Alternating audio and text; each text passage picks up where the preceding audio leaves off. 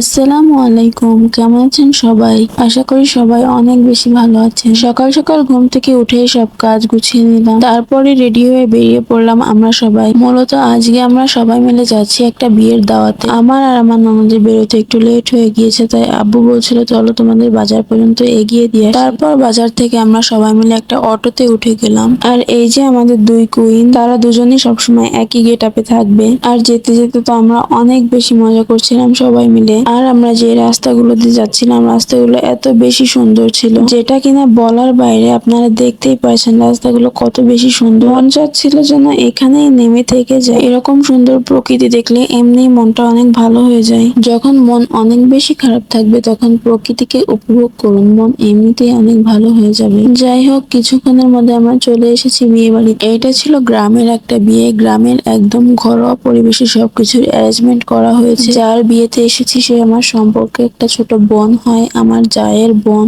সে তো আমারও বোন হয়। এসে তো আমরা খেতে বসে পড়েছি। এসে আমরা বউকে পাইনি, কারণ বউ পার্লারে সাজতে গিয়েছে। আর তাদের আসতেও নাকি অনেক লেট হবে, যার কারণে আমাদেরকে আগে খেতে বসিয়ে দিয়েছে। আর এখানে বসে বসে তো আমরা সবাই অনেক বোর হচ্ছি, অনেকক্ষণ থেকে আমাদেরকে এখানে বসিয়ে রেখেছে। কি আজব তাই না, বিয়ে বাড়িতে এসে বউ না দেখে আমরা সবাই খেতে বসে পড়েছি। খাওয়া দাওয়া শেষ করে আমরা অনেকক্ষণ ধরে ঘোরাঘুরি করছি, তাও এখনো পর্যন্ত বউ এসে পারেনি।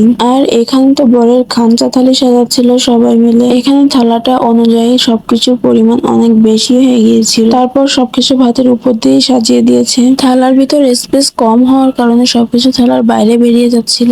আমরা খাওয়া দাওয়া শেষ করার পরে আরো কিছুক্ষণ বসেছিলাম, তাও এখনো বউ আসেনি। তার জন্য আমরা রাস্তায় গিয়েছিলাম কিছু পিকচার তুলবো এবং ভিডিও করব তার জন্য। রাস্তাটাও খুব সুন্দর ছিল, একদম ফাঁকা, যেহেতু এটা ভিতরের রাস্তা যার কারণে এখান থেকে খুব কম গাড়ি চলাচল করে। এখানে একটা পানের বরজ ছিল, একটা না বলতে গেলে অনেকগুলা পানের বরজ, মাঝখানে রাস্তা এবং দুই সাইড থেকে পানের বরজ। এখানে এসে দেখতে পেলাম পান কত প্রসেস করে লাগানো হয়। পান লাগানো হয়তো বা অনেক কষ্টের, জানি না দেখে সেটা মনে হচ্ছে। ছোটবেলাতেও পানের বরজ দেখেছি, বাট তখন বুঝতাম না পান জিনিসটা কি, তবে আজকে সামনাসামনি এবং কাছ থেকে যেয়ে দেখলাম। যাই হোক, পানের বরজ দেখে এসে আমি আমার দুই ননদকে ভিডিও করতে শুরু করে দিলাম। তারা সবসময় এরকম সেম ড্রেস পরে, সেম গেটআপে থাকে। দুজন সবসময় একই জিনিস কিনবে, একই ড্রেস পরবে, একই ব্যাগ কিনবে, সবকিছু তাদের একই লাগে। ভিডিও করা শেষ করা হলে আমরা বাড়িতে যেয়ে দেখি বরপক্ষ চলে এসেছে। বরপক্ষ ঠিকই চলে এসেছে, কিন্তু বউ এখনো এসে পারেনি। এখানে কনের সব কাজিনরা, ভাইরা সবাই মিলে গেট ধরেছে। বরপক্ষ আসার কিছুক্ষণের মধ্যে মেয়েও চলে এসেছে। তারপর এখানে কলমা পড়ানো হচ্ছিল। এখানে তো মেয়েটা অনেক বেশি ইমোশনাল হয়ে গিয়েছে।